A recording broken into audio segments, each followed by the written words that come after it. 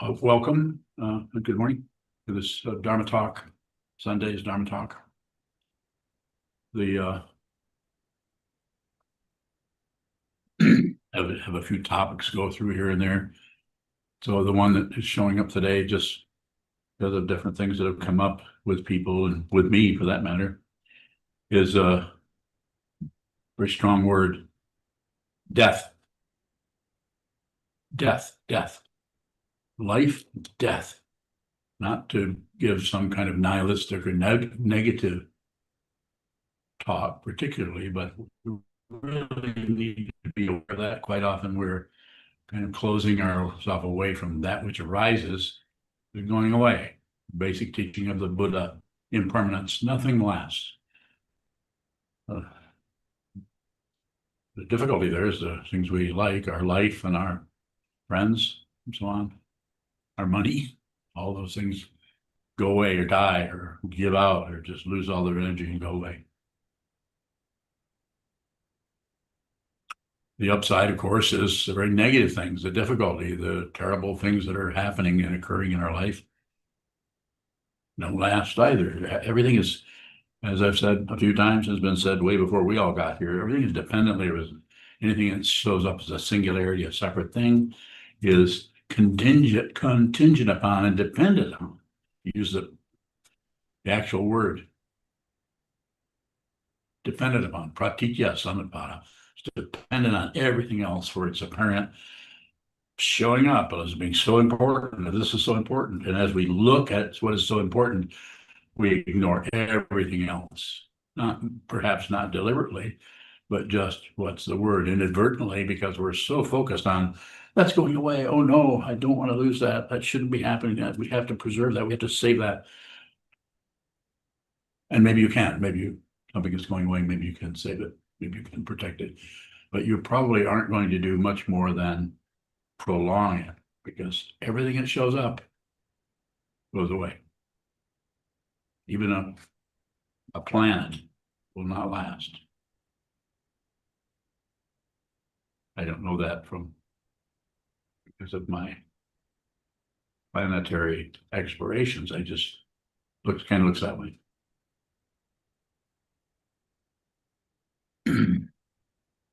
So I'm sure you've noticed that if you have negative feelings or thoughts about something, that they tend to fall away.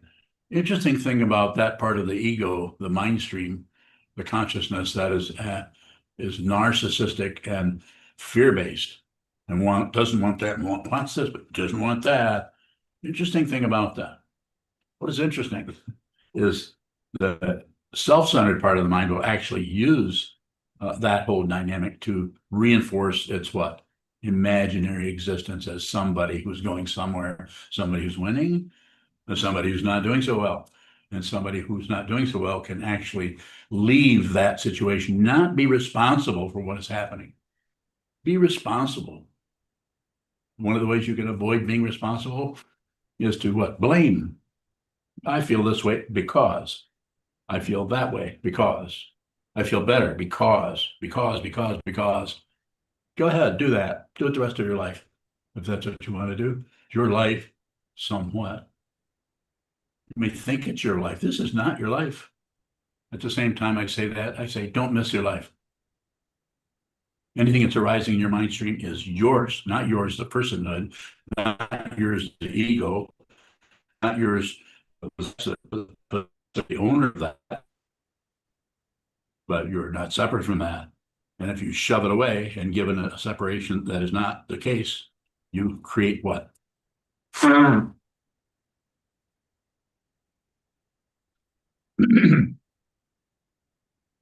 Several things. Confusion, the perpetuation of something that seems so real that is just more illusion, more dispersion of something that has no fundamental characteristic as being separate. But we make use of that into separating it out into the right things, the wrong things, they should be, they shouldn't be, who messed up and who's doing it right, who's really good, who's really a nice, kind, loving, good person or thing or situation or society. Who's got the truth? Which religion has a corner on? Not only corner, has the whole thing. Who's got it? No one's got it. Don't believe anything I say. Look at it for yourself. Spend the rest of your life looking at the truth. And you only can look at the truth, not by looking at your concept of the truth, by looking at the lies. And if you have a lie that comes up in your mind and you try to shove it away, you have a lie that comes up in your mind, and you try to validate it, justify it, or look for some kind of evidence as why that's should be what it is, negative, positive, or neutral. You continue to do what the basic description is from ancient times, samsara, the wheel of life and death, life and death. Everything's going in circles. And what is the nature of a circle? Unreal. Go ahead and do that. You can. We are free. We're free and well favored. As the teaching says, you're free to come to such a meeting as this. You're also free to leave. At least in this meeting. Maybe there's some meetings where if you attend, you better keep attending, or someone's going to give you a rough time.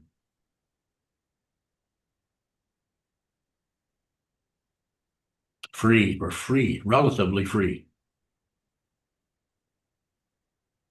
But that freedom is only well favored if you're not clogged up with your thoughts, memories, judgments, opinions, evaluations, and beliefs. Anytime you believe anything, you cover everything else up, even if it's relatively true. It's not necessary to believe that fire is hot or to burn you. But there's something to that that could be looked at. You could look closely at things we take for granted. Fire is hot. Look closely at that. What actually is that? What is it that fire is hot? What is it that wind moves? What is that? Look closely. Don't take anything for granted. Don't believe your thoughts. Don't disbelieve your thoughts, and certainly don't ignore them. Do I sound irritated? Oh, I am. Because I don't care how I appear. If I'm here to try to look nice to you, you're probably out of luck. And I'm not going to look like I can't. It's choiceless for me. Now Michelle's going to leave. I'm sorry, Michelle. I'll try to clean up my act. I thought that's perfect. I say something like that, Michelle leaves.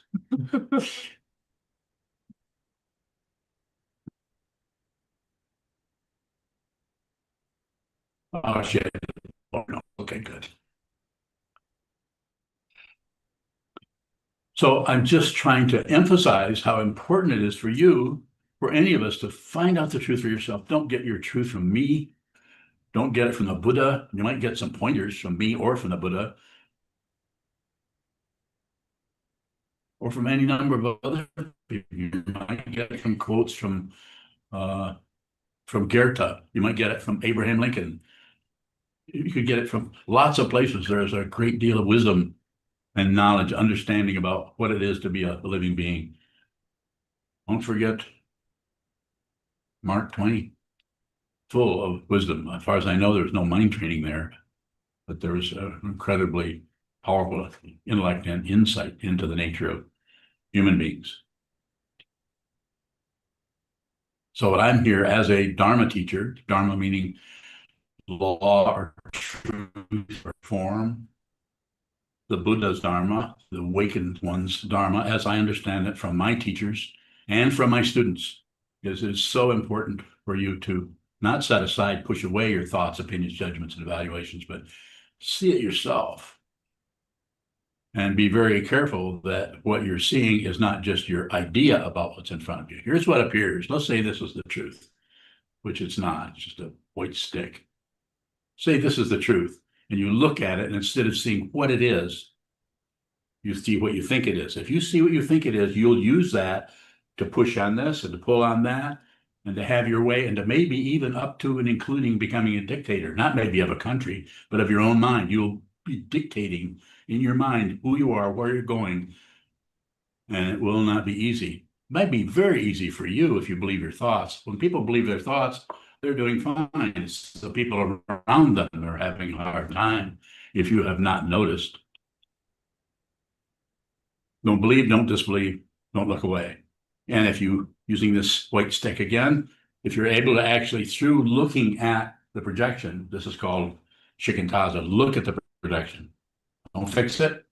Look at the projection. Don't push it away. Look at the projection. Don't cover it up with another projection. Don't. Just receive, receive, receive. So see what it is. If you see what it is, if this is gone and you see what it is, what will you see? You won't see anything. Why would I emphasize such a thing like, well, you won't see anything? How's that going to be valuable? Because that's how it's going to show up for you based on over half a century of working very, very hard to see what this is. Have I come to a conclusion? No, you could even say it's the opposite. I'm bereft of conclusions about anything, other than to say nothing is separate and everything is unreal. I'm not saying it's not there. I'm not saying it isn't hot. It isn't cold. It doesn't move. It isn't solid. I'm saying that it is unreal, an illusion. Even death is an illusion. But the relative part of it is everything that shows up goes away. It's very convincing, powerful. It scares us. It doesn't scare us so much if we're 28 years old and in perfect health. We might watch other people die, but then suddenly we see somebody who's 22 years old drowned. That might take us aback a little bit, maybe a lot. Wait, they were in perfect health and they're gone.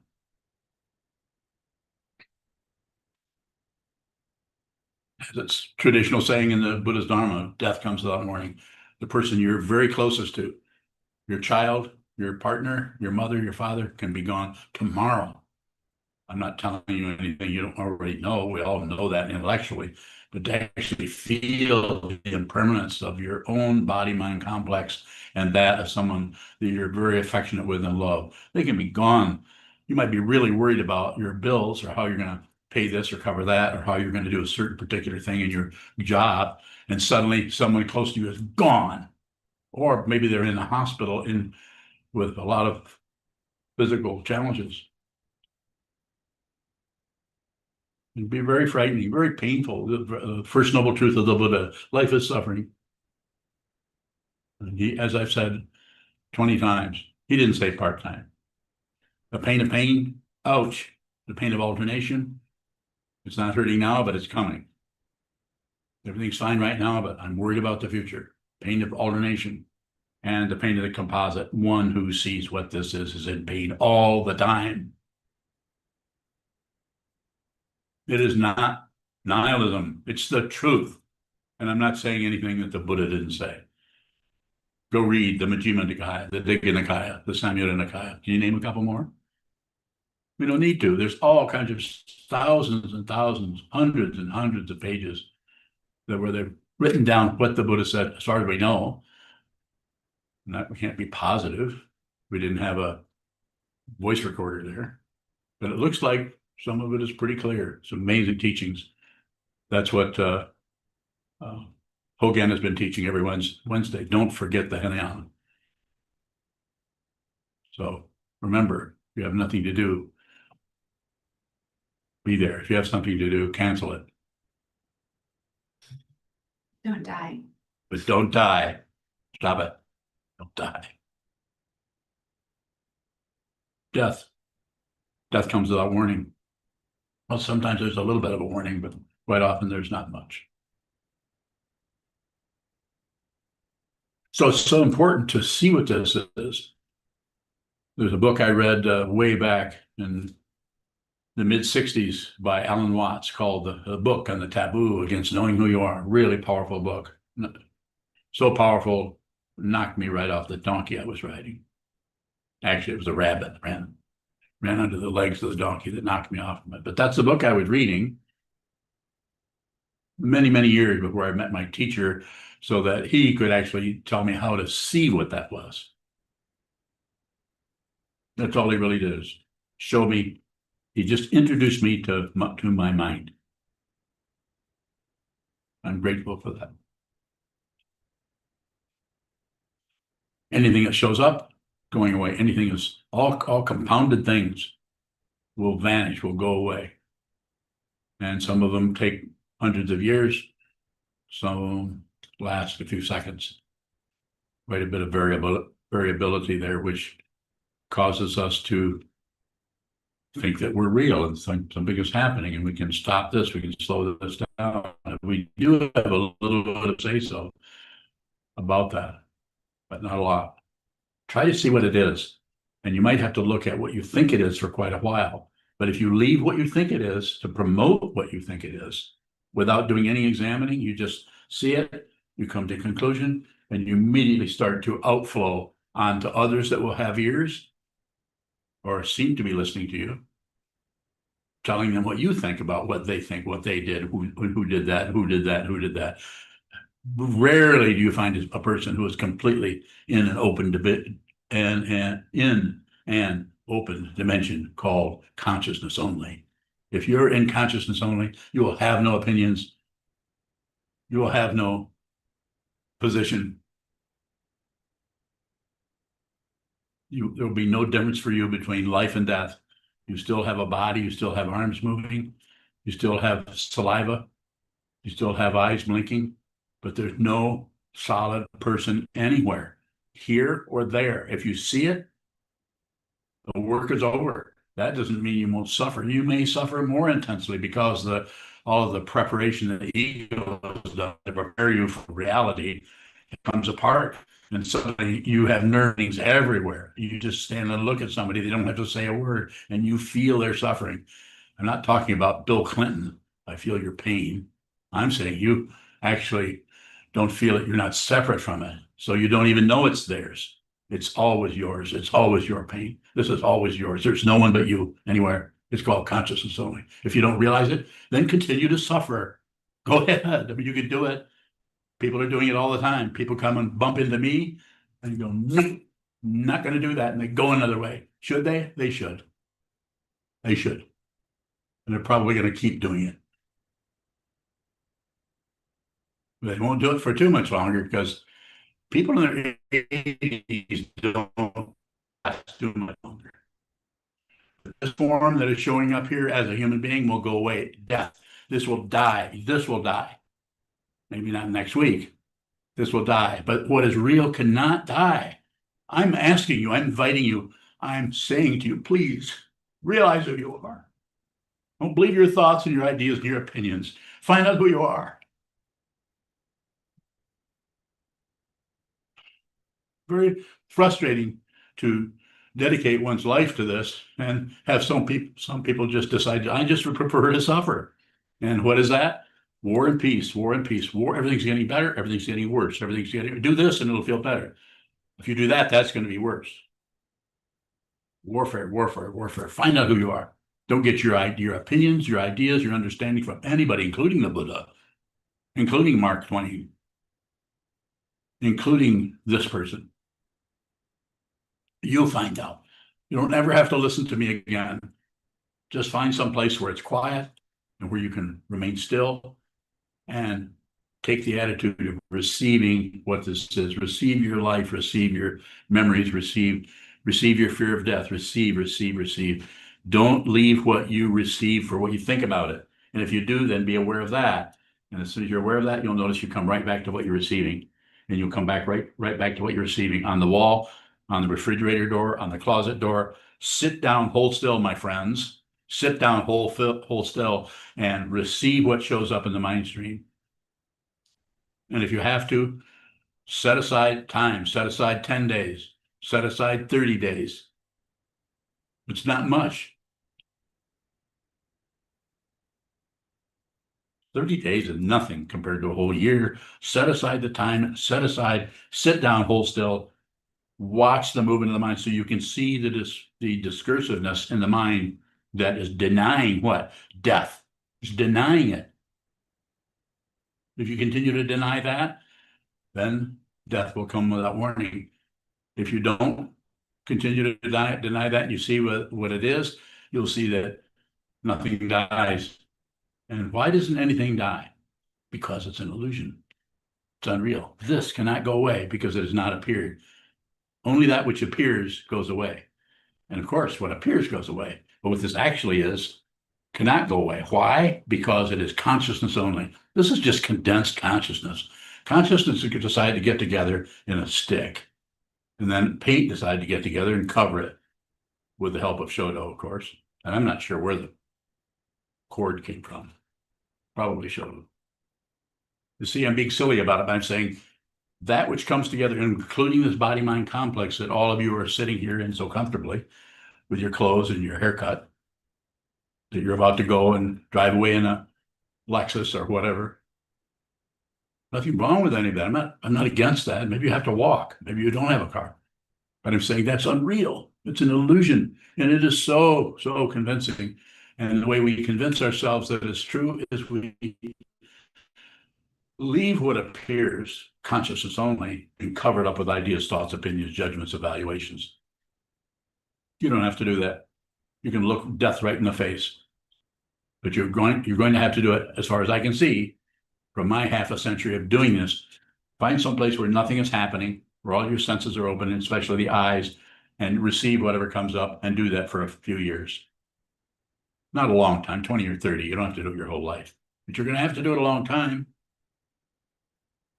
You can't do it, and you can't just take a quick course in a intensive training seminar and meditation for, it's not just one weekend, it's 5 weekends in a row. At the end, you're guaranteed to be awakened.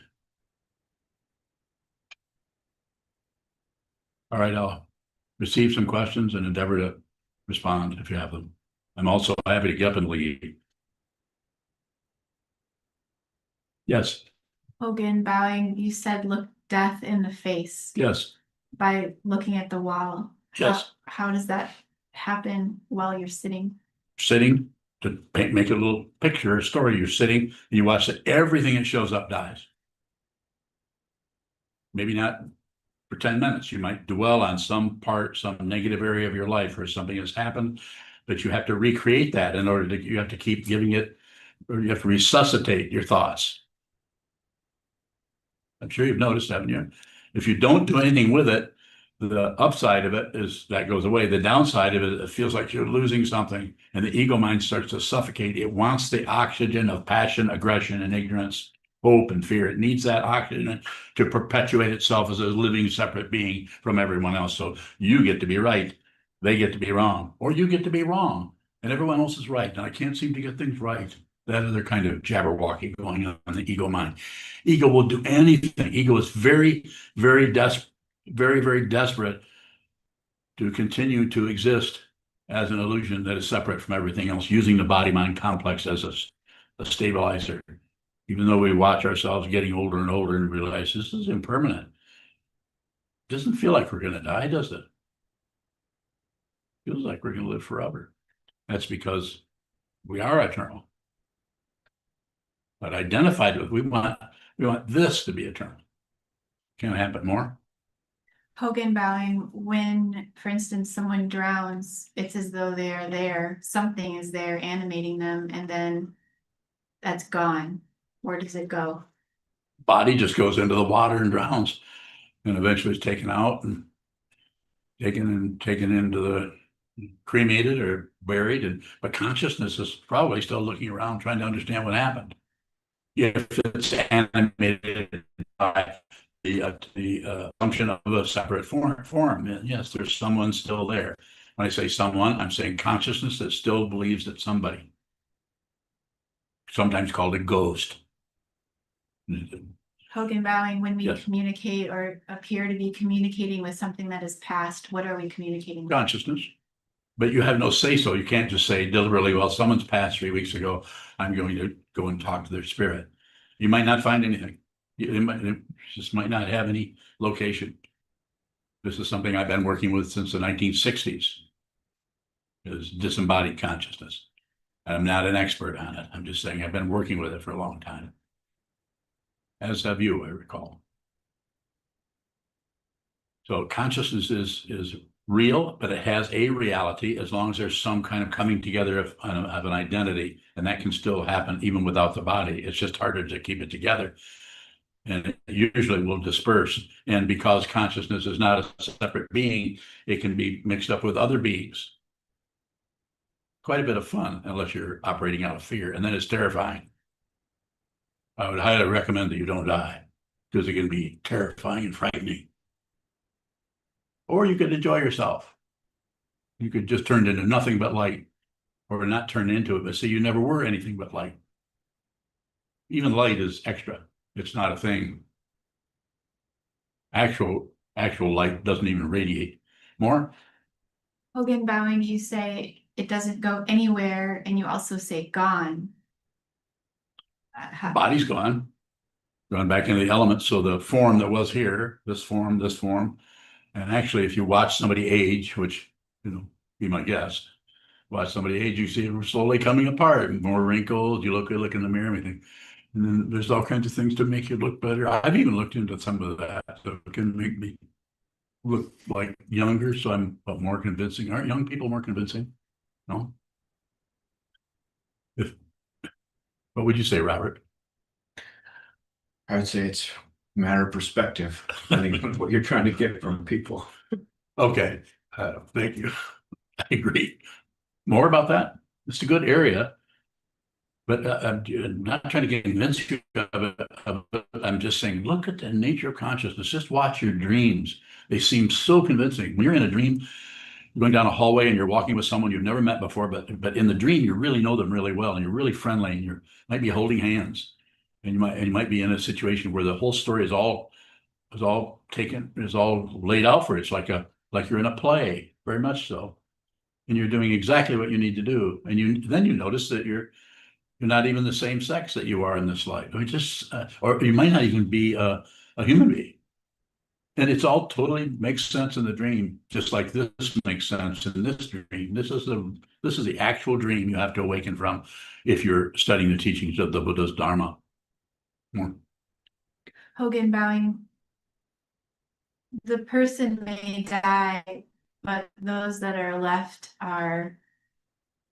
seem to be circling in a divot of some kind that is very difficult. Yes, it's belief. That which is that person that you love that passed away can't die. Who they are, who you love, can't die. Their body is gone. Miss them, but they're also just in another room. Just a way of talking about it. Go ahead. Hogan bowing, but that doesn't seem to be satisfying. It's not satisfying.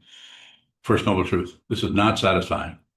Because it's not satisfying to that part of the consciousness that thinks it's a separate being, ego. But if you realize who you are not concerned about what happens next, because there is no next. That's an illusion. There's not even a now. But there are words appearing, so we need to talk about it. We need to interact with the relative situation: fire, water, earth, wind, words. But what is happening that is the truth, ultimate truth, is before the words, behind the words, other than the words. At the same time, it's not separate from them. Very difficult to talk about without seeming to be contradictory. More? Hogan bowing, there is quite a lot of difficulty that one is buried under after somebody dies. And it seems like it could be an opportunity as well. It could sink your whole life. Yes. As a meditation teacher, how do you instruct or how do you support people who are drowning in their own sadness? It's very hard. Without a doubt, it's very hard. And the only thing I can say, and I'm very biased in this area because I don't know of some other way, not that there isn't one, but without training the mind, we get caught in open fear, right and wrong. We're identified with the body. We not even the idea of talking ourselves out of it. So you have to see it. You have to see that you are consciousness only, and who you are cannot pass away. The body can pass away just like we go to sleep every night and even forget that we're a living being. We might think we're a raccoon, but it's just very convincing because it's consciousness. So we get introduced to it every night. And at some point, you will not awaken from that.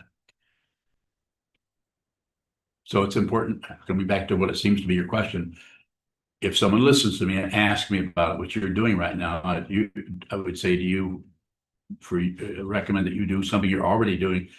Spend time by yourself, alone.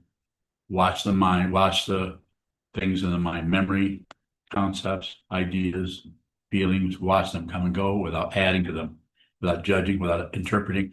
No interpretation, no translation. Don't change what arises into something else. Because if you do, you create a circle that looks just like the sun and moon going around, the earth going around, our lives going around and around and around, night and day, night and day, night and day. You participate in that illusion that seems so convincing. And so this is, I would say, if someone were to listen to me, I'd say, sit down. You don't have to be a Buddhist. You don't have to, don't owe me anything, but you might want to spend some time being completely alone and having all the senses open, sit symmetrical, watch the movement of the mind until you see the truth. It will take years, more than likely. More?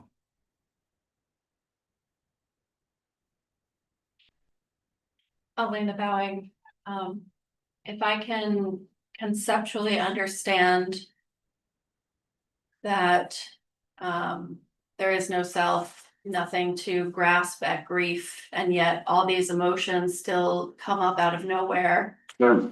What is grief?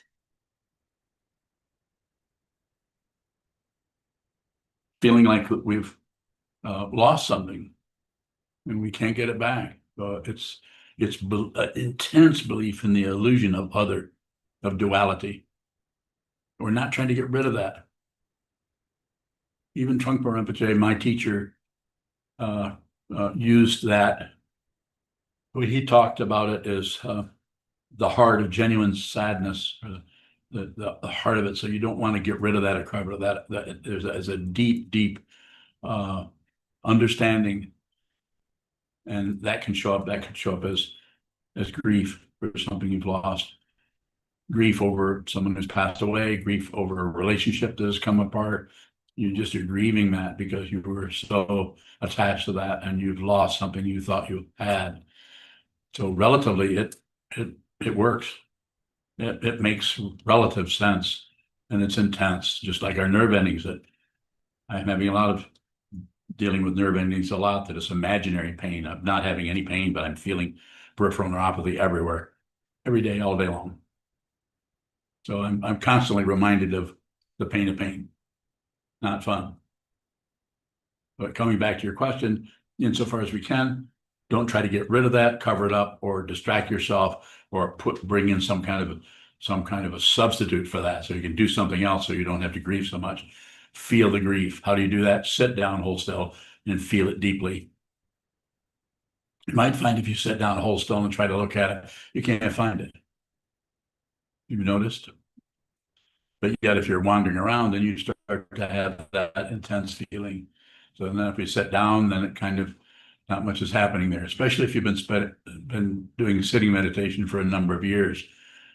This is where the teaching of shunyata in Buddhism of emptiness comes from. It's not something you can use, although it's taught that way when it's said in the teachings that everything is empty of itself, it's also empty of other. I'm not saying that it isn't there, it's just an intense, believable illusion that fundamentally is untrue. More? Yes, Elena Bowing. When I'm having anticipatory grief around Layla dying. Doggy? Yeah. Shoto said, "Are you worried about Layla?" And I said, "No, she's gonna go to a great place." And he said, "Well, what are you worried about?" And I said, "I guess myself.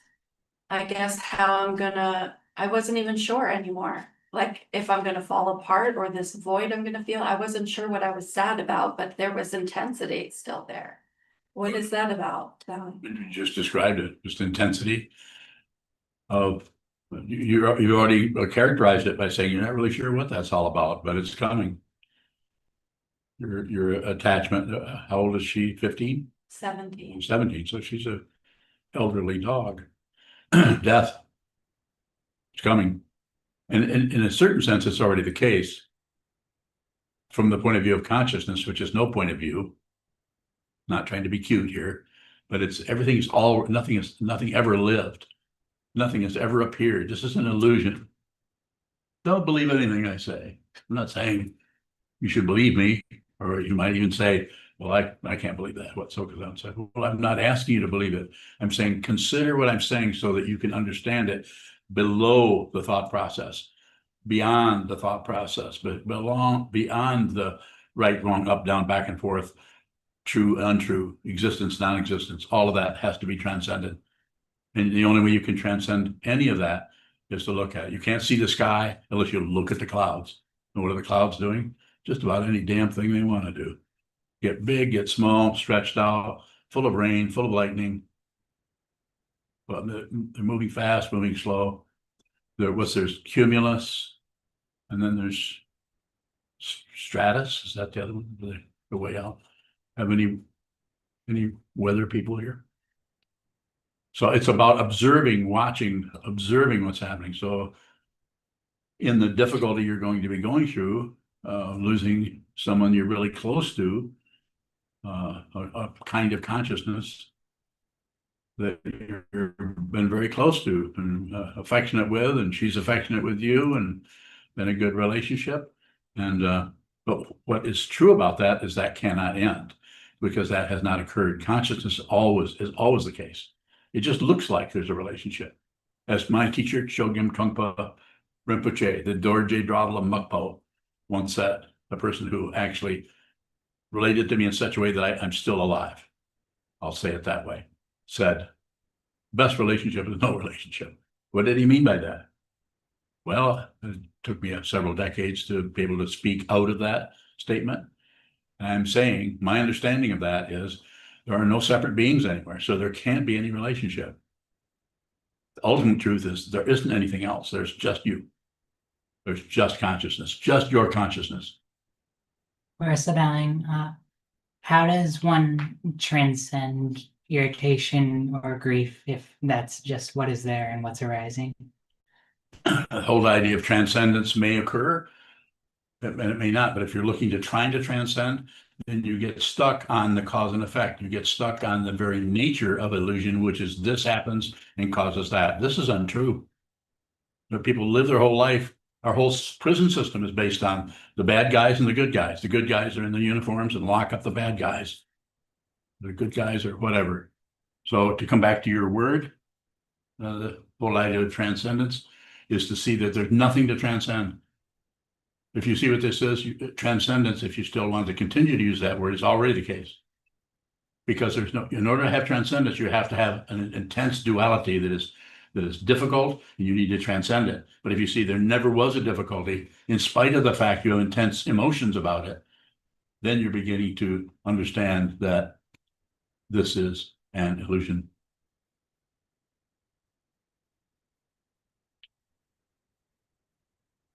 Elena Bowing, why did we put someone whose past picture up on the altar for 49 days? We like them.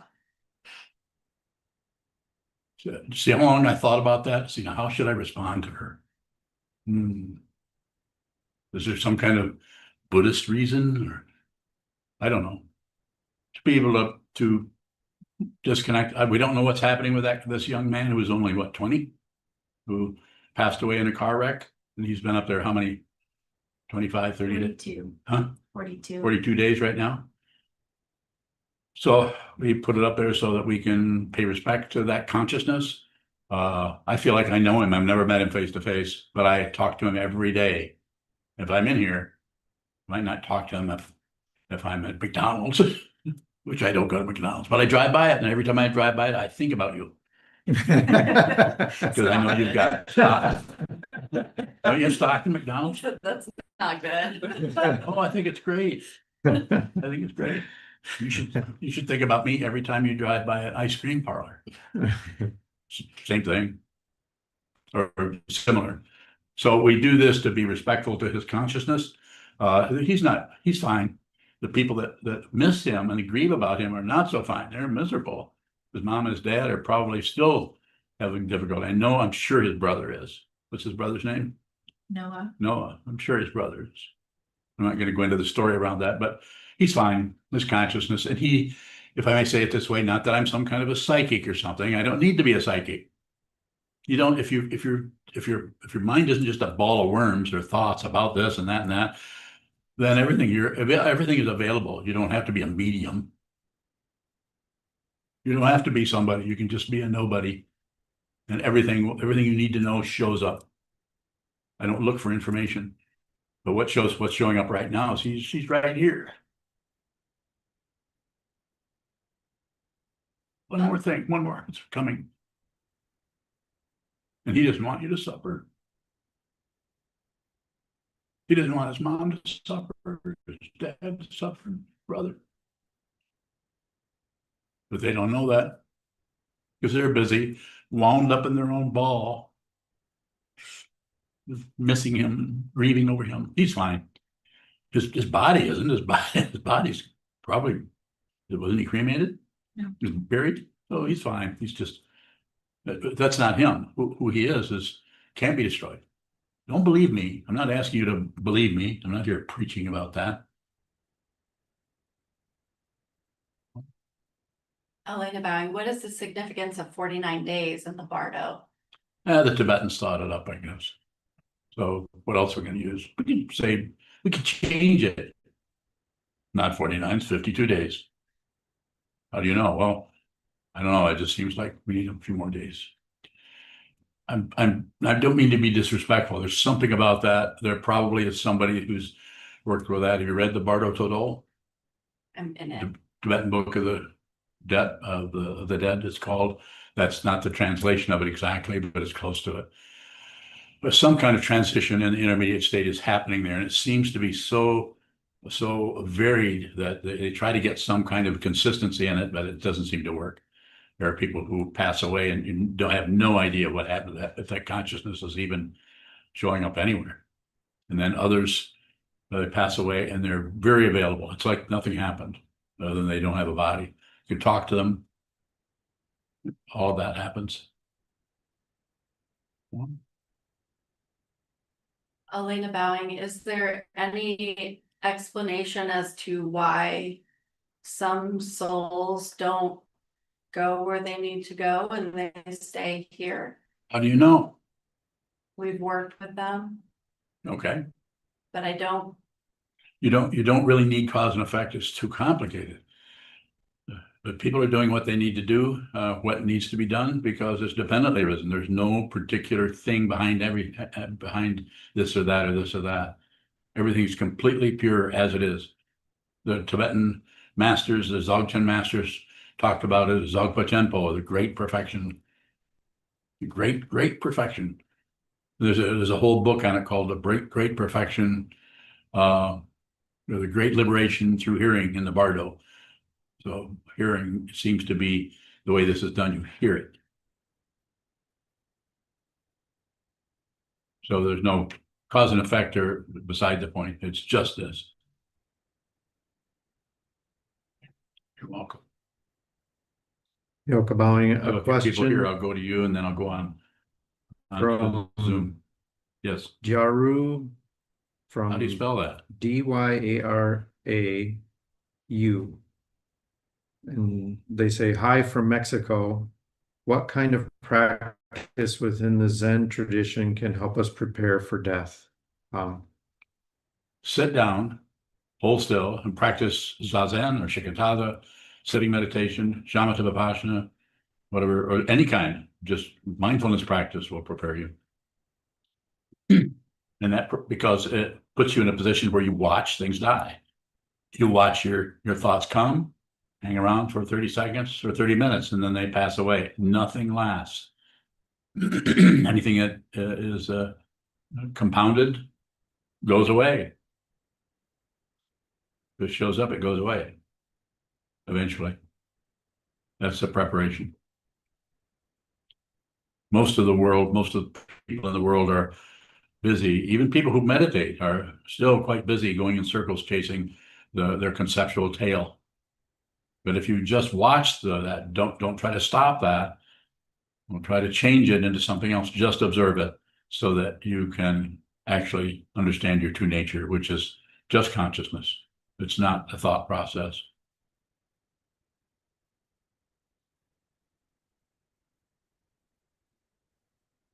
You know, Valley. When we chant the mother lineage, we say that we express our gratitude and acknowledge our debt to all successive Buddhist ancestors. What does it mean to acknowledge our debt?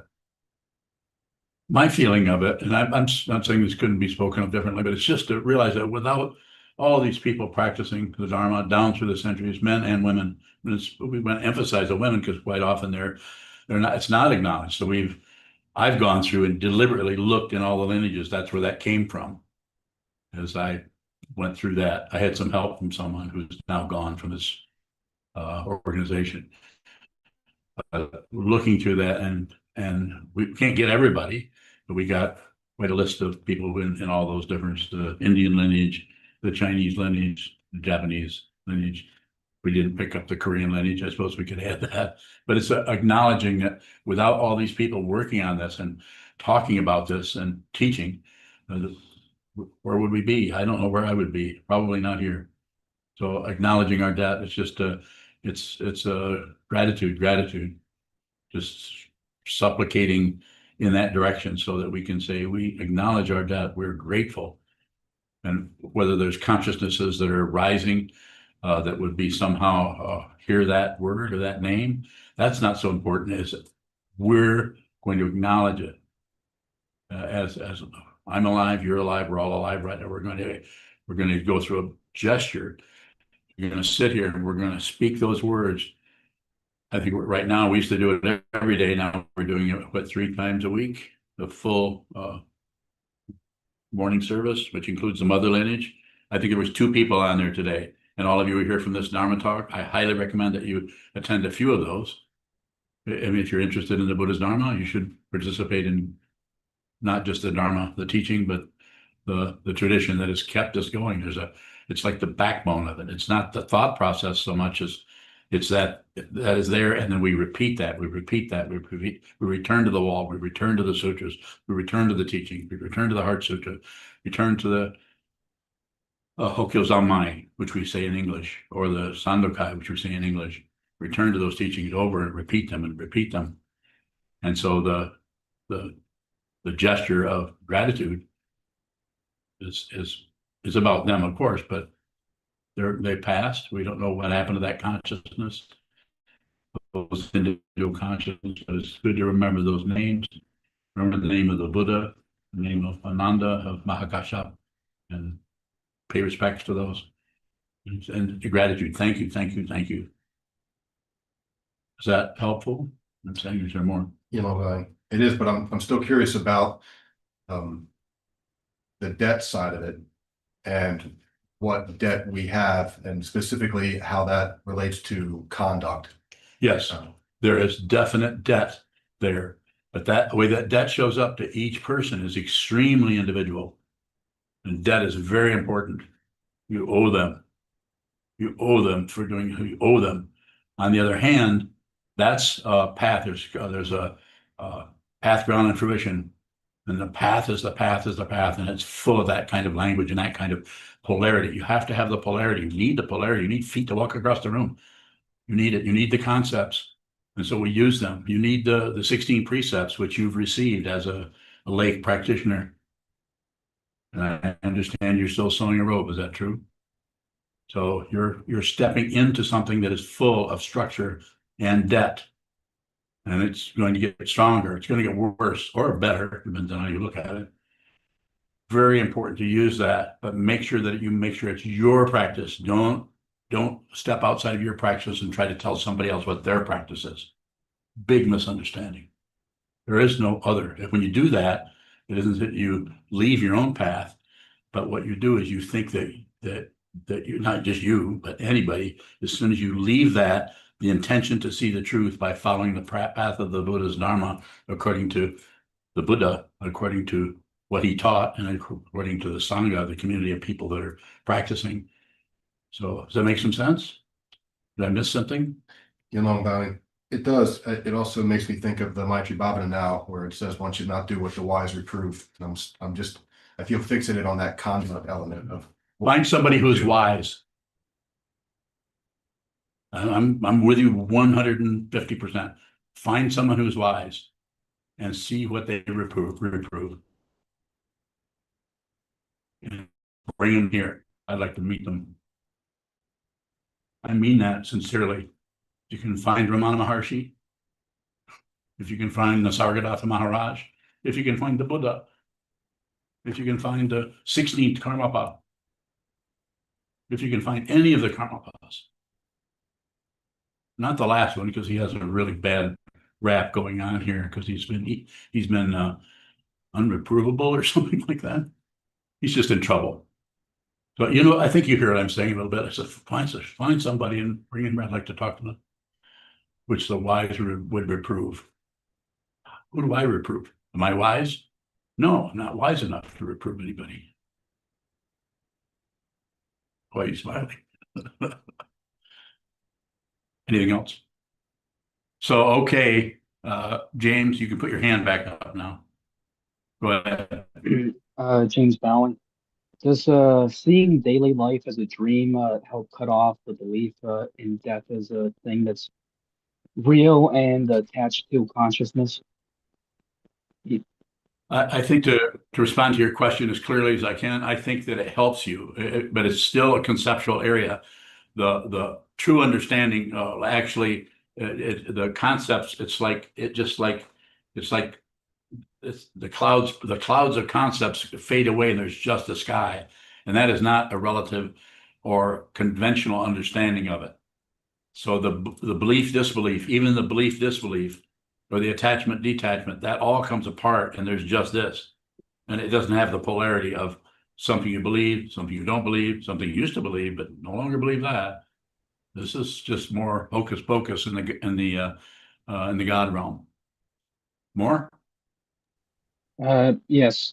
Is death caused by people believing in the reality of what's dying as being themselves? Sure. Uh, Yep. Right. But is the actual belief also in the reformation of things the cause of birth? Yes, it is. Good one. All right. Is there any way that you One recommend? more, and that's it. Go ahead. Well, I'm just asking, is there any teachings or recommendations specifically for this, that's more than just sitting for understanding those? Yes. Read the Samyutta Nikaya, the Digha Nikaya, the Majjhima Nikaya, and when you're done with that, come and see me. Yeah. I'm just thinking, how many people have already read those? The I don't Sangha. know, 15,000 or 1,560,000. Well, everyone here has read. Maybe they haven't read all of them, but anyone here, I think the people that I know have definitely read some of it. We've studied this in book study. We're not on anything right now, but you should, or you could attend the Wednesday classes, which are being taught by Hogan, which is called Return to the Hinayana, and that's the material she's currently covering. I think it's the Digha Nikaya, right? I don't think they're on the calendar yet. It's not on the calendar. Yeah. 6 p.m. Dharma talk on Wednesdays. If you could relabel it so that it's, thanks. Let me check and see. Yeah, Yun Long says it's good to relabel it, so we'll do it. I thought it was labeled. It's not labeled. No? You're teaching it, wouldn't you know? It's not labeled Why not?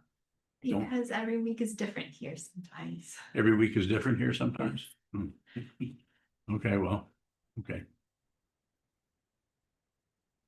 I don't know. It's fine to label it. So, Jen, do you have a question? Go ahead.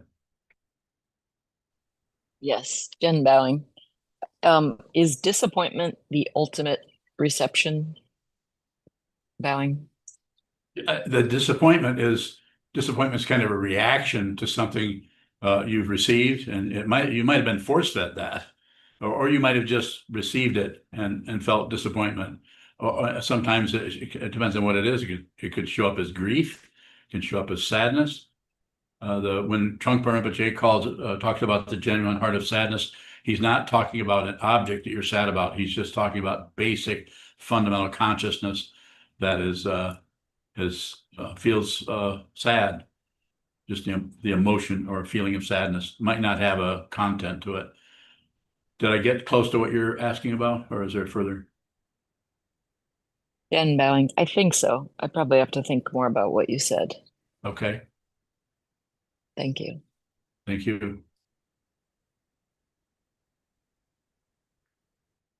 Any other questions? Yes, sir, Robert. Robert Bowen. It seems like every time I open my mouth to try to describe something or talk about something, even from the standpoint of knowing what this is, it seems like it's a lie. So my question is, fundamentally, what is choiceless truth without words? Yeah, I agree.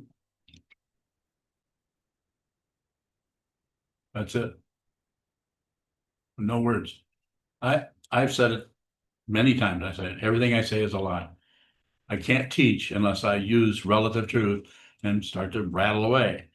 But I endeavor, because I'm teaching out of what I'm looking at, but what I'm looking at is not words or concepts. I'm looking at it. And you see me smiling, and it's just because I'm seeing the truth. It doesn't mean that I'm a special, wonderful guy. Might be just the opposite. No, nobody. So less is better. In your profession as a therapist, you're going to have to use a lot of words, but the best way for you to use words is let others speak. And don't say anything back. I'm not saying you're asking me for instruction in how to be a therapist, but along the lines of the question you're asking me, less is better. So listen a lot, listen, and then speak occasionally. Is that helping with what you're asking? You have a further elaboration on that question? No way you can speak the truth. Robert Bowing, in recognizing that portion of it, how can we be with the conditions more about what is in those areas without contaminating it with the words? So receive, listen, smell, taste, touch, see, think, feel, anything in that area. That the first thing that arises, Trungpa Rinpoche used to say, first thought, best thought. He's not against thinking, he's just thinking the very first thought that arises is probably has the most, you could say, relative accuracy to it, because there's not time enough for it to be contaminated by the commentary of ego. Oh, you shouldn't be thinking that, or that's not right, or some kind of judgment modality that's showing up. So listen, yes. Robert Bowing, what type of choicelessness occurs in that movement?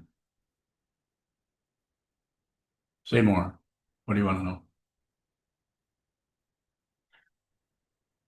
If words contaminated and anything that we do from our standpoint of our mouth causes that some type of movement, at least perceived what I'm looking at, how do we contain ourselves to be with the movement without having to hook up our vocal cords? So there's a way that I talk about that. I'm not sure if works for you as a technique, but don't forget gravity. If it's rather than concentrate on not producing, not talking, look at receive how this feels, receive how your clothes feel, receive that, not just the words, the concepts that the person is coming at you with, as they're telling you, maybe a client of yours or your friend or your partner or whomever, not just what they're saying, but the tone. And watch how the shape of the words, watch their grammar, not so much by way of correcting the grammar, but listen to the way they use the words rather than the content. The content is all lies. I'm not saying they're deliberately lying, but it's untrue because it's relative fabrications about something. And it's not that it's dangerous or bad. It's just if you're trapped in that, you or me or any of us, we start to believe our thoughts, and we start to use thinking to try to figure out how to not suffer and how to be a different person and how to change things and how to tell other people to change. You shouldn't be doing, you should. And it's not that there isn't some relative truth to that. Of course, there's tons of relative truth. But if I functioned out of that, I might be more popular, might have more friends, but I would not be teaching the Dharma. And so I would say, in your situation, stay in the receiving part. See, in other words, see colors, shapes, rather than see concepts, rather than convert what you see into thoughts about it. Convert what you hear into thoughts about it. Convert what you feel. It's pretty hard to convert gravity into thoughts. That's why I recommend sense of touch. Just gravity. If you just stay with that, it's just the sanity of the earth. There's just a huge ball of dirt in the middle of nowhere that is pulling you towards its center. And luckily for you and me, there's a surface that won't let you go right to the center because I hear it's pretty hot there.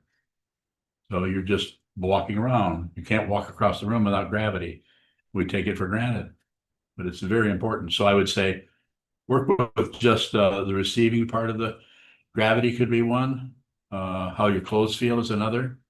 And the colors of things, when you look at someone, register the colors without leaving the reception of the colors for what you think about it. Look at someone's face and have a willingness to receive the shape of their face, shape of their jaw, maybe the fact that no one's face is completely symmetrical. I'm sure you've noticed. If you're a therapist, you have to look at a lot of people. There's something off. It's not that about that being wrong. It's just about that's something interesting that keeps you in the receiving area. When you've left it is when you start to think about it's asymmetrical. As soon as you do that, it's a very, very nice, soft way of noticing how you leave what appears for what you think. Look at someone's face.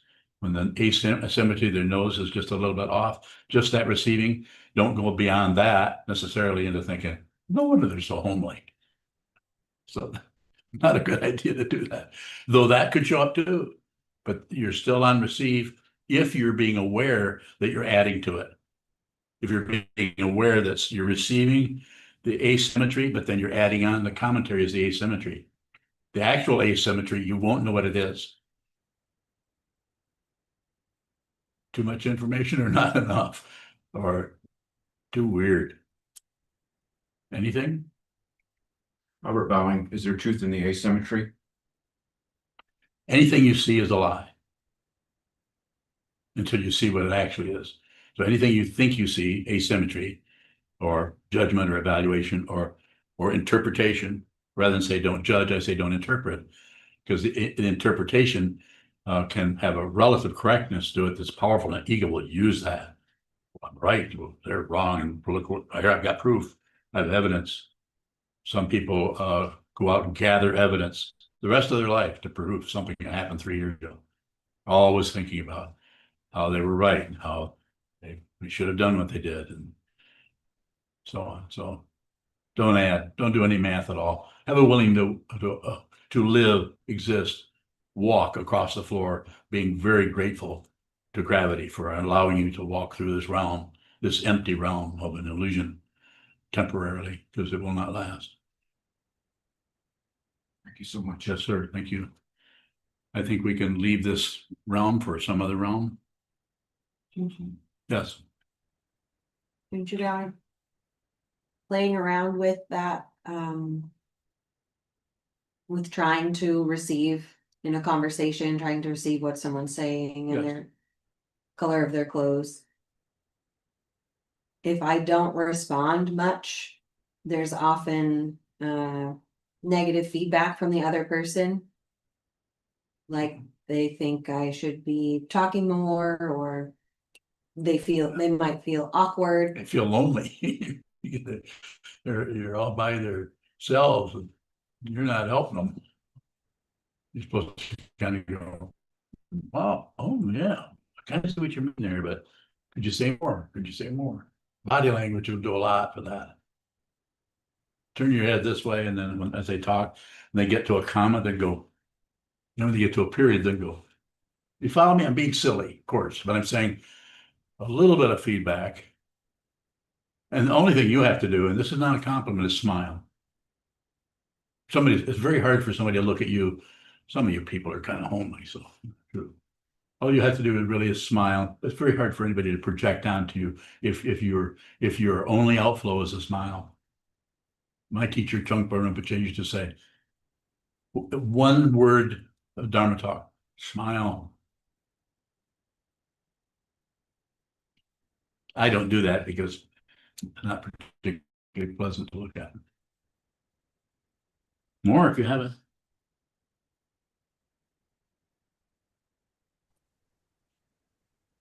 Are any of those,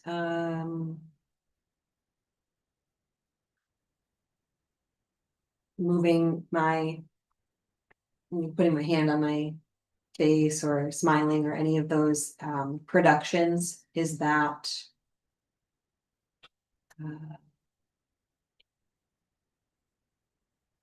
disrespectful to the other person just trying to cave into what they want? I didn't hear the word cave in. I don't think it's so much cave in.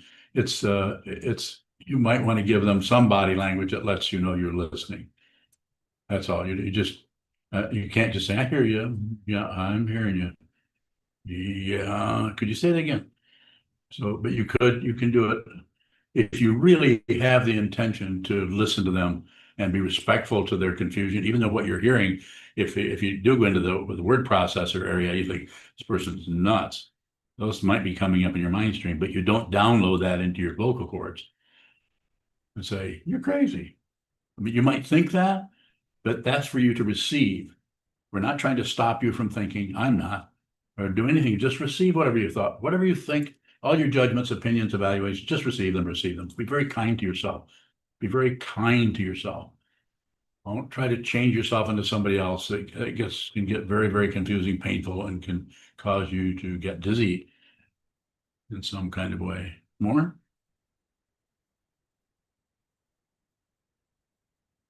I'm just curious about this area. It seems like over the years, this community has maybe developed a certain way of interacting with people who are out in the world. Yes. And it seems like we've gotten feedback that it's uncomfortable to interact with us because we don't engage in conversation in the same way that people are used to, or so I'm just, is it, if I'm trying to receive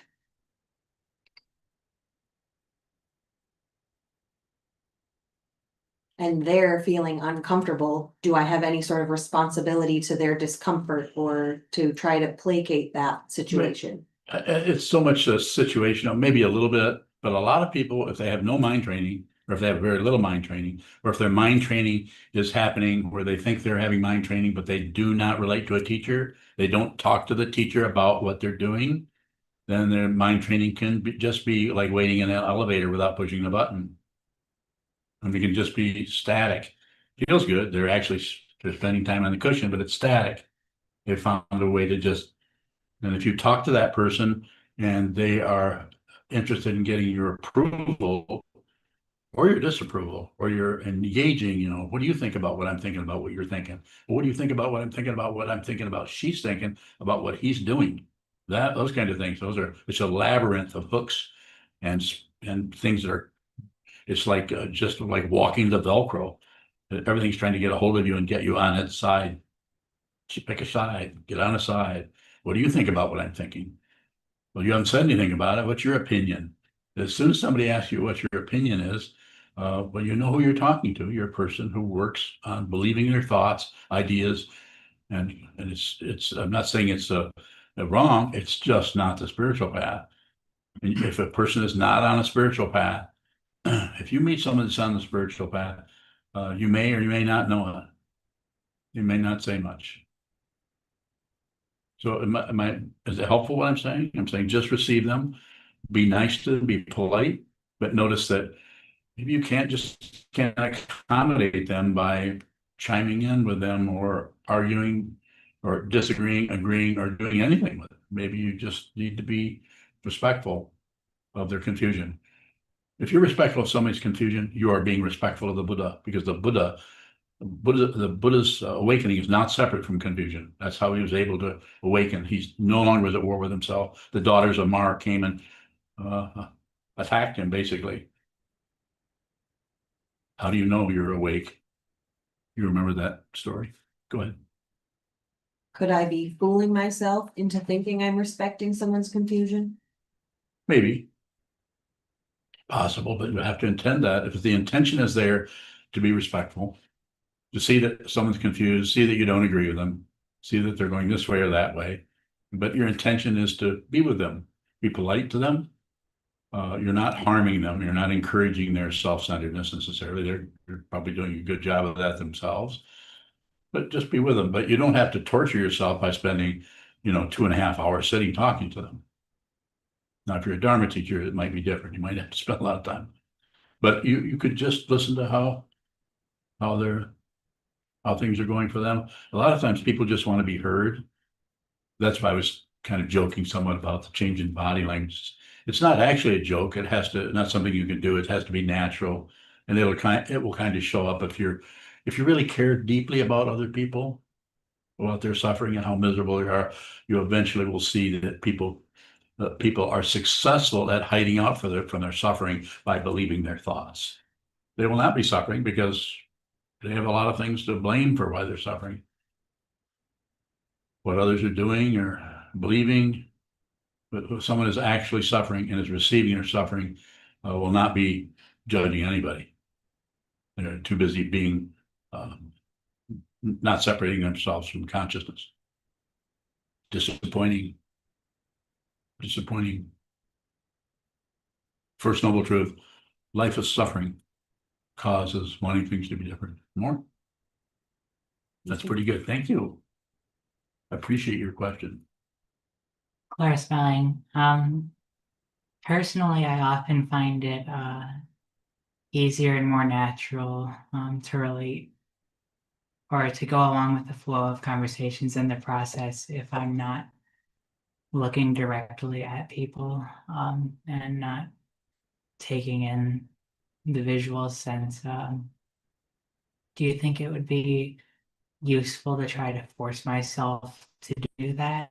Not force, Yeah. but so we've gotten to know each other, and I notice your eye contact is if you're listening, then you look, but when you're talking, you look away. Isn't that true? Somewhat. I don't really know the pattern exactly myself. Yeah. Well, that's my job, is to watch. So I would say, but interesting you're asking me that, but I would say do it a little bit. Just you're already aware of it by asking the question. You're aware you're doing that. I would say you're looking and just bring yourself back to look at the person that's in front of you, and do it when you're listening and also do it when you're talking. You can even plan it out a little bit. You can say, I'm going to say half a sentence. I'm going to say three paragraphs or something like that. Sure. The first 3 sentences, I'm going to look right in the person's eyes, even though I feel don't feel very secure doing that. Mhm. It's hard to look into someone's eyes, especially if you're vulnerable. The downside of what you're going through is difficult. The upside of what you're dealing with is how vulnerable you are. That's good. Don't cover up the vulnerability, but slowly explore it over time. Next time you're with someone or talking to someone and you notice the tendency to go away, give it 2 or 3 seconds before you move away, and then go ahead and move away. Don't torture yourself. Don't improve. I mean it. Don't have to improve. Just have to look at what's happening. Be aware of it. Thank you all so much. I'm going to go elsewhere, and I presume you're doing the same.